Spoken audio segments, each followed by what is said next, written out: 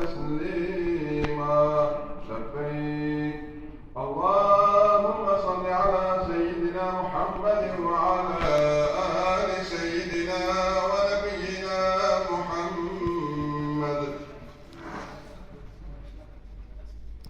Biraz önce bahsettim. Bizim Zalı'da da 2 tane mevlütümüz var. Sizin Bingöl Dicle tarafından okunan Ahmet-i Hasin'in mevlütü. Bir de Osman Efendi'nin yazmış olduğu Siverek'te Osman Efendi Babucu'nun mevlüdü. Bu Osman Efendi Allah rahmet eylesin, onu inşallah okuyacağız mevlüdünü. Ama öncelikli olarak böyle içimden geldi. Ahmet-i Hasin'in mevlüdünden başlayayım. Belki bazı hatalarım, yanlışlarım olabilir. Hepinizden şimdiden hakkınızı helal ediyorum. Mefkar-i mevcudat Hazret Muhammed Mustafa salavat.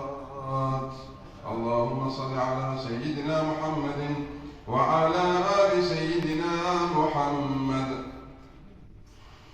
Ezbet bismillahi ibtidakana razıkı aman khasab biyakana Rabbi hamdu şükri ancak كبر مكر فخر برطرب شند رايب ما سوى بحمد ما لا بلد ريح صابا شند ما حمد شكر تو أذاقت نبنو ما سراي ربي تزاني بينني حال مسكين فقير ناقصا رشو ذرس يحيي ذي حصان حب نفست باجي حمد وشكرته واجبوا بشبح اجي حقته ما نلوئي نسر وشكر شمان دستو لنبو باي بالعزايبنا كي يرجى ربي حق وشكرته قر ذرات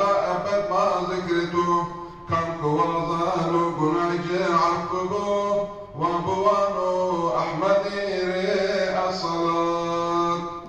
الصلاة والسلام